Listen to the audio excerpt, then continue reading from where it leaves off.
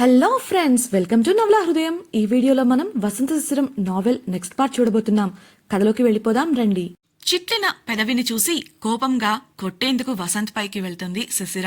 అనుకోకుండా స్లిప్ అయ్యి ఇద్దరు ఒకరిపై ఒకరు పడిపోగా ఆ అవకాశాన్ని సద్వినియోగపరుచుకుంటూ గంటపాటు సుదీర్ఘమైన ముద్దిచ్చి అనిర్వచనీయమైన అనుభూతిని శిశిరకు అందిస్తాడు వసంత్. కిన్నెర తలుపులు బాదడంతో ఇద్దరు డిస్టర్బ్ అయ్యి దూరం జరగగా కిన్నెర తెచ్చిన టీని వసంత్కు అందిస్తుంది శిశిర. గది శుభ్రం చేసిన ఆమె వసంత్ మధ్యాహ్న భోజనం చెయ్యలేదన్న విషయం గుర్తొచ్చి క్రిందకి వెళ్లి తల్లికి పనిలో సాయం చేయగా వసంత్ ధనుంజయ ప్రకాశంలతో కబుర్లలో పడ్డాడు. తుఫాను వెళ్లిపోయాక ఉండే ప్రశాంతతలా నిర్మలంగా ఉంది ఆ ఇంటి వాతావరణం. అందరి నవ్వులు చూసి తట్టుకోలేకపోతోంది వాసుకి. ఎలా అయినా ఆ నవ్వులను చెదరగొట్టాలని అనుకుని ఒక ప్లాన్ ఆలోచించింది. వంటగదిలో పని ముగించుకొని వంటకాలను టేబుల్ పైకి సర్దుతున్నారు వసుంధర శిశిరలు. వాసుకి ఒంటరిగా నిలబడి బల్ల దగ్గర సర్దుతున్న శిశిర దగ్గరకు వెళ్ళి, మాకు శుభవార్త ఎప్పుడు చెప్తున్నావు శిశిర అని అనగా శిశిర కాస్త ఇబ్బందిగా కదిలింది. సమాధానం ఇవ్వకుండా దిక్కులు చూస్తుంటే చెప్పమ్మాయి అని మరోసారి అడిగింది వాసుకి. అందుకు శిశిర చిన్నగా, అది పిన్ని ఇంకా చదువు పూర్తి కాలేదు కదా, అందుకని కొన్నాళ్ళు అని చెప్పటం పూర్తి చేసేంతలో వాసుకి వెటకారంగా, సరిపోయింది, చదువుకు సంసార సుఖం అడ్డు రాలేదు కానీ పిల్లలు అడ్డొచ్చారా? అంతేలే, నీవన్నీ నడమంత్ర పనులేగా. ముందు నీ పని కోసం ఒకరిని లైన్లో పెట్టాలనుకున్నావు, కుదరలేదు. మీ నాన్న గిరిధర్తో పెళ్లి చేయాలనుకున్నారు. నీ దరిద్రానికి వాణ్ణి పోలీసులు పట్టుకుపోయారు. ఏదో బావగారి అదృష్టం బావుండి ఆ రోజు ఆ పిల్లాడు జాలిపడి నీ మెళ్ళో తాళి కట్టబట్టి పరువు నిలబడి నీకు మొగుడయ్యాడు. అతడు నీలాంటి దానికోసం అంత చేస్తే కనీసం నీ చదువును కాదని ఒక బిడ్డను కూడా కనివ్వలేవా అనేసింది. అప్పుడే వచ్చి అదంతా విన్న వసుంధర శిశిర ముఖం వాడిపోవడం గమనించి కోపంగా, వాసుకి అని గట్టిగా అరిచింది. వసుంధర కోపంగా ఉండటం చూసిన వాసుకి ఏమీ తెలియనట్లు కాస్త స్వరం తగ్గించి, నేనేం తప్పుగా అనలేదక్కా, పెళ్ళయ్యాక ముద్దు ముచ్చట ఉండాలి, పిల్లలుంటే ఇంకా బాగుంటుందని చెప్తున్నా. వెనుక వస్తున్న అత్తగారిని చూసి వెంటనే మాట తిప్పేసింది. ఇందులో తప్పేముంది? నీ మెడలో అతగాడు తాళి కట్టి మన ఇంటి పరువు కాపాడాడు. నీ భర్త ఇంటిని వృద్ధి చేయమంటున్నా. దానికన్నా శిశిరకు తన చదువు ముఖ్యమా చెప్పండి అని కావాలనే అంది మళ్ళీ. అప్పటికే అక్కడికి చేరుకున్న నానమ్మ, వాసుకి అన్న దాంట్లో తప్పేముంది వసు, ఆడదానికి మొగుడే జీవితం, అతడి కోసం అతడి కుటుంబం కోసం బ్రతకాలి. అలాంటప్పుడు ఇలా చదువు సంధ్యలంటూ అసలు జీవితాన్ని వదిలేస్తానంటే ఎలా? శిశిరా, నువ్వు ఇంకా చిన్నపిల్లవి అనుకుంటున్నావా? బుద్ధిగా నీ భర్తకు అతని వంశాన్ని వృద్ధి చేయడంలో సహాయపడు, పిల్లల్ని కని సక్రమంగా పెంచు, ఆడదానిగా అదే నీ ధర్మం అని చెప్పింది. ఆ మాటతో శిశిర లోపల కృంగిపోతోంది. అంతకన్నా ముందు తన పిన్ని అన్న మాటలు ఆమెను చిత్రవధకు గురిచేస్తున్నాయి. పైకి ఏడవలేక లోపల కుమిలిపోతోంది. నానమ్మ మళ్ళీ మాట్లాడుతూ, నాకు కూడా 4వ తరాన్ని నా చేతులతో ఎత్తుకొని ముద్దు చేయాలని ఆశగా ఉంది. బుద్ధిగా ఉంటూ త్వరలో శుభవార్త చెప్తావనుకుంటున్నాను అంటూ తినటానికి కూర్చుంది. ఇదంతా వింటున్న కిన్నెర మాత్రం మనసులో తల్లిని బండబూతులు తిట్టుకుంది.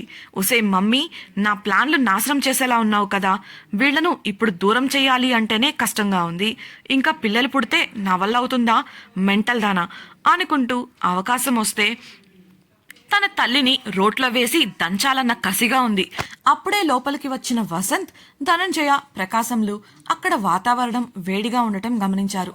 ఏమైందని ప్రశ్నించాడు ప్రకాశం. అందరూ మౌనంగా ఉండగా, కూర్చోండి మీరు, వాసుకి వడ్డించండి అంటూ కోడళ్లకు ఆర్డర్ వేసింది నానమ్మ. భోజనానికి కూర్చున్న వసంత్ మౌనంగా తలదించుకుని నిలబడిన శిశిర వంక చూశాడు. ఆమె వడ్డిస్తూ తన వంక చూడగా ఏమైందన్నట్లు సైగ చేశాడు. ఆమె బదులివ్వకుండా మౌనంగా వడ్డించింది. అతడు మళ్లీ మళ్లీ కనుక్కోవాలని ప్రయత్నించాడు కానీ ఆమె అతడి వంక కూడా చూడలేదు. నువ్వు కూడా తినడానికి కూర్చో శిశిరా పైకే అన్నాడు వసంత్. ఆమె అందరినీ ఆరక్షణం చూసి, మీరు తినండి, నాకు ఆకలిగా లేదు, తర్వాత తింటాను అని కాస్త లోగొంతుకతో చెప్పింది. అబ్బాయి కూర్చోమన్నప్పుడు కూర్చోకుండా ఏం మాట్లాడుతున్నావు శిశిరా, కూర్చో అని కాస్త గట్టిగా చెప్పింది నానమ్మ. ఆ మాటకు మనసులో ఎవరు చెప్పినా విని తలాడించి నడుచుకోవడమేనా నా పని? నేను మనిషినా లేక మరబొమ్మనా అని బాధగా అనుకుంది శిశిర. డియర్ ఫ్రెండ్స్, నాదొక చిన్న రిక్వెస్ట్. మీరు చేసే చిన్న లైక్ మరియు కమెంట్ నాకు కొండంత ప్రోత్సాహాన్ని ఇచ్చి మరిన్ని ఇంట్రెస్టింగ్ నావెల్స్ ని అందించేలా సపోర్ట్ ఇస్తుంది. అలాగే ఛానల్ సబ్స్క్రైబ్ చేయడం మరవకండి ప్లీజ్. ఎదురు చెప్పలేదు. చెప్తే అది పెద్ద గొడవగా మారుతుందని తెలిసి మౌనంగా ఉండిపోయింది. ఆమె కదిలేలోపే వాసుకి కల్పించుకొని, మనం 4 మంచి మాటలు చెప్పేసరికి కోపం వచ్చినట్లుందత్తయ్యా, ఆ ముఖం చూస్తే తెలియడం లేదు అంది విసుగ్గా. ఏదో జరిగిందని కన్ఫర్మ్ అయింది వసంత్కి. వాసుకి మాటతో శిశిర ముఖాన్ని క్లియర్గా చూసిన నానమ్మ శిశిర వాడిపోయిన ముఖం చూసి వాసుకి చెప్పింది నిజమే అని అర్థం చేసుకుంది. ఇప్పుడు మేమేం తప్పుగా చెప్పామని నీకు అంత కోపం వస్తుంది శిశిర? మొగుడిని అనుసరించి నడుచుకొని త్వరగా శుభవార్త చెప్పమన్నాము. నీ మంచి కోసమే కదా చెప్పాం. ఇందులో నువ్వంతలా అలగటానికి ఏముంది అంది మందలిస్తున్నట్లుగా. పిల్లల విషయంగా టాపిక్ వచ్చిందని అర్థమైంది వసంత్కు. ఊర్లలో పెళ్లైన వారి నుండి సహజంగా ఎక్స్పెక్ట్ చేసేది ఇది. అక్కడ ఇది చాలా కామన్. శిశిర వస్తున్న ఏడుపును బలవంతంగా ఆపుకుంటూ కందిపోయిన ముఖంతో తలదించుకొని నిలబడింది. మాట్లాడవే అని దారి తప్పుతుంది అనుకున్న మనవరాలిని సన్మార్గంలో నడిపించడానికి ప్రయత్నిస్తోంది నానమ్మ. వసంత్ కల్పించుకొని, బామ్మగారు, ఆ విషయం మీరు కొన్నాళ్ళు అడగకండి. మాకిప్పుడే పిల్లలు వద్దు అనుకుంటున్నాం. ఒకరినొకరు అర్థం చేసుకోవడానికి మాకు ఇంకొంత సమయం పడుతుంది. మా పెళ్లి కూడా అనుకోకుండా జరిగింది కాబట్టి ఆ మాత్రం సమయం తీసుకోవడంలో తప్పులేదు కదా అని సర్ది చెప్పాడు. అతడి మాటలకు నానమ్మ మౌనం వహించడం నచ్చని వాసుకి, చూడబ్బాయ్, పెద్దవాళ్లు ఎందుకు చెప్తున్నారో అర్థం చేసుకోవడానికి ప్రయత్నించు. శిశిర చదువు కోసం నువ్విలా చెబుతున్నావని అర్థమవుతుంది. అది మంచితనం. కానీ నీకు తెలుసో లేదో, మా శిశిర త్వరగా తన నిర్ణయాలు, అభిరుచులు మార్చుకుంటుంది. మీ పెళ్లికి ముందే ఒక తప్పు చేసిందని నీకు తెలిసే ఉంటుంది. అలాంటి అమ్మాయి రేపు మీ విషయంగా నిర్ణయం మార్చుకోదని గ్యారంటీ ఏంటి? అదే ఎంత త్వరగా వీలైతే అంత త్వరగా ఒకరో ఇద్దరో పుడితే ఆ పిల్లల కోసమైనా కుదురుగా ఉంటుందని మా అత్తయ్య గారి ఆశ. అలా మా పరువు నిలబడుతుంది, నీ పరువు నిలబడుతుంది అంటూ అనాల్సిన మాటలన్నీ అనేసి చివరికి నానమ్మ పేరు చెప్పి తప్పించుకుంది. ఆమె మాటలకు వసంత్ కోపంగా పళ్ళు కొరకగా ప్రకాశం వాసుకి సర్ది చెప్పాలని చూశాడు. ప్రకాశం మాటలను ఆమె పెద్దగా పట్టించుకోలేదు. పైగా మళ్ళీ అందుకే ఆమెను చదువు మాన్పించి ఇంటి పట్టున ఉంచడం మంచిది అంది వాసుకి. శిశిర ముఖం చూసిన వసంత్కు ఆమె బాధ అర్థమైంది. అప్పటికే గుడిలో వాసుకి చేయించిన నాటకం వల్ల ఆమెపై బొత్తిగా అతడికి గౌరవం లేదు. ఇప్పుడు తన భార్యను ఇలా అందరి ముందు అంటుంటే సహించలేక విసుగ్గా కదిలాడు. క్షణం వాసుకితో, ఆపుతారా మీ ప్రవచనాలు? పిల్లల్ని కనాలా వద్దా అనేది మా ఇద్దరి వ్యక్తిగత విషయం. మేమేం చిన్నపిల్లలం కాదు, గుడ్డిగా ఎవరు చెప్పినా చేయడానికి. పశువులం అంతకన్నా కాదు, సొంత ఆలోచనలు లేకుండా ఉండటానికి. ఏంటి, పెళ్లికి ముందు తప్పు చేసిందా? మీరు చూసారా అని వాసుకిని నిలదీశాడు. ఆమె అతని మాటలకు కంగుతిని, అది కాదు, చూసిన వాళ్ళు చెప్పారు అని అనగా, ఎవరా చూసిన వాళ్ళు? నా ముందు మాట్లాడమనండి అన్నాడు గంభీరంగా. అతడు అలా మాట్లాడతాడని అస్సలు ఊహించలేదు వాసుకి. శిశిరలాగానే ఎన్ని మాటలు అన్నా పడుంటాడు అని అనుకుంది. వసంత్ మళ్ళీ మాట్లాడుతూ, ఎలా ఇంత నమ్మకంగా చెప్తున్నావు? మీ పెళ్ళై 6 నెలలు కూడా కాలేదు అంటారేమో. మీరు తప్పు చేసింది అన్న రోజున శిశిరను కాపాడింది నేను. అక్కడ ఉన్నవాడిగా అక్కడ ఏం జరిగిందో నాకు తెలుసు. రుజువులు కావాలంటారా? ఒక అబద్ధాన్ని పట్టుకొని ఇంకా ఎంతకాలం తనని నిందిస్తారు? లేదు, ఆమె ఇంకెక్కడైనా పెళ్లికి ముందే తప్పు చేసింది అంటారా? పెళ్ళయి ఇన్నాళ్లుగా కలిసి కాపురం చేస్తున్నాం. నాకు ఆ మాత్రం కూడా తెలియదా? ఇంకా వివరంగా చెప్తే బాగోదేమో అని అక్కడే ఉన్న కిన్నెర వంక చూసి వాసుకితో అన్నాడు. పెళ్లి కాని పిల్ల ముందు వివరంగా మాట్లాడడం సరికాదని అతడు తగ్గినట్లు అందరికీ అర్థమైంది. శిశిర నీరు నిండిన కళ్లతో వసంత్ వంక ఆరాధనగా చూస్తోంది. తమ మధ్య ఏమీ జరగలేదు, కానీ తనపై వసంత్ అంత నమ్మకం పెట్టుకోవడం ఆమెకు ఆశ్చర్యంగా ఉంది. తనకు తోడుగా ఉంటూ తన గౌరవాన్ని కాపాడటం కోసం తన పుట్టింటి వారిని ఎదిరించి వారికి ధీటుగా సమాధానం ఇస్తున్న వసంత్పై ఆమెకు గౌరవం పెరిగింది. వసంత్ మాటలకు వాసుకి మూగబోగా బామ్మ ఆశ్చర్యపోయింది. అతడు అబద్ధం చెప్పడన్న నమ్మకంతో శిశిరను తప్పుగా అర్థం చేసుకున్నందుకు కాస్త బాధపడింది. అప్పుడే వచ్చి అదంతా విన్న వసుంధర శిశిరను దగ్గరకు తీసుకుంది. బామ్మ బాధపడుతున్న శిశిర వంక చూడగా నేను తప్పు చేయలేదు అని శిశిర నిస్సహాయంగా చెప్పడం ఆమెకు గుర్తొచ్చింది. కాని ఒక్కరు కూడా ఆ రోజున ఆమె మాట నమ్మలేదు. ఎవరో ఊరు పేరు తెలియని వాళ్లు పంచిన పేపర్లను నమ్మారు. వసుంధర కన్నీళ్లు తుడుచుకొని సంతోషంగా కూతురిని దగ్గరకు తీసుకుంది. ఇన్నాళ్లకు కూతురిపై పడిన నింద తొలగిపోయింది. ధనుంజయ గంభీరంగా కూర్చొని ఉంటే ప్రకాశం వాసుకిని కొట్టేలా చూస్తున్నాడు. ఆమె ఈరోజు హద్దులు దాటి ప్రవర్తించిందని అతడికి అనిపించింది. నానమ్మ కూడా వాసుకి అన్న మాటలలోని వక్రత అర్థమై ఆమెను కోపంగా చూస్తోంది. ఇక అక్కడ ఉండలేక వాసుకి మెల్లిగా జారుకోగా ఆమె వెనుకే వెళ్లిపోయింది కిన్నెర. ముందుగా నానమ్మ తేరుకుంటూ సరే జరిగిపోయిందేదో జరిగిపోయింది, ముందు భోజనం చేయండి, నువ్వు కూర్చో శిశిరా, అబ్బాయి చెప్తున్నాడు కదా అంది. తన కుటుంబం ఇన్నాళ్ల తర్వాత నిజం తెలుసుకోవడంతో ఊరటగా అనిపించి వసంత్ పక్కనే ఉన్న సీట్లో కూర్చుంది శిశిర. కాని తానుగా చెప్తే నమ్మలేదు అన్న చిన్న బాధ ఎక్కడో మిగిలిపోయింది ఆమె మనసులో. కాని ఇప్పటికీ ఇది చాలులే అనుకుంది. ఇంత జరిగాక ఆమెకెందుకో అస్సలు తినాలి అనిపించలేదు. ఆమెకే కాదు, అందరి పరిస్థితి కూడా అదే. ఏదో తిన్నాము అనిపించి లేచారు. వసుంధర తింటుంటే ఆమెకు కంపెనీ ఇచ్చింది శిశిర. అదే సమయంలో ధనుంజయ్తో కూర్చున్న వసంత్ ఫోన్ రింగ్ అవ్వగా పక్కకు వెళ్లి మాట్లాడి వచ్చాడు. కూర్చొని ఏదో ఆలోచిస్తున్నవాడల్లా మామయ్య గారు, మేం రేపు ఉదయాన్నే బయలుదేరతాం అని అనగానే అందరూ షాక్ అయ్యారు.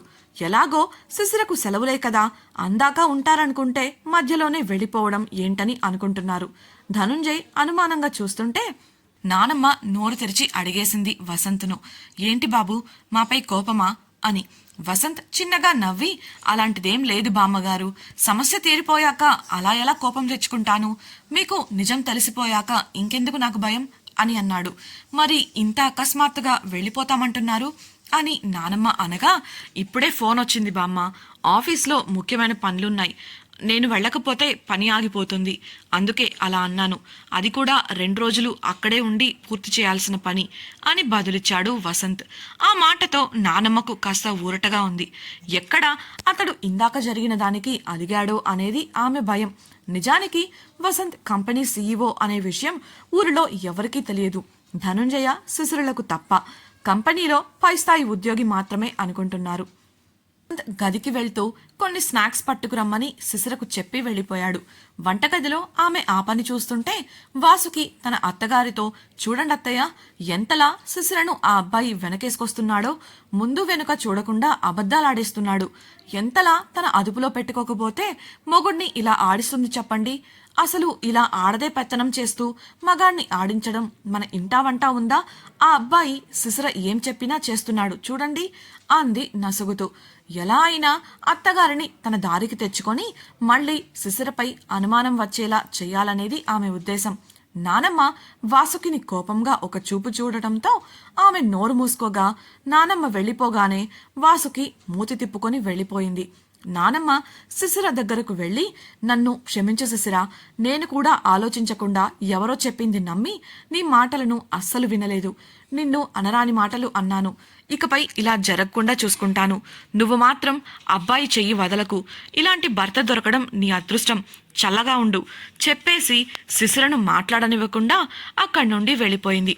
వసంత్ చెప్పడంతో శిశిర తప్పు చేయలేదన్న నమ్మకం ఆమెకొచ్చేసింది. అంతేకాకుండా పదే పదే వాసుకి ఆ విషయాన్ని లేవనెత్తి ఇంట్లో వారి ముందు డిస్కషన్ పెట్టడం ఆమెకు అస్సలు నచ్చలేదు. అందులోనూ ఇంటి అల్లుడు ముందు ఇలా చెప్పడం సహించలేకపోయింది. అందుకే వాసుకిపై అంత కోపంగా ఉంది. నానమ్మ వెళ్ళిపోవడంతో శిశిర వసంత్ అడిగినట్లే అతని కోసం స్నాక్స్ తీసుకుని గదికి వెళ్ళింది.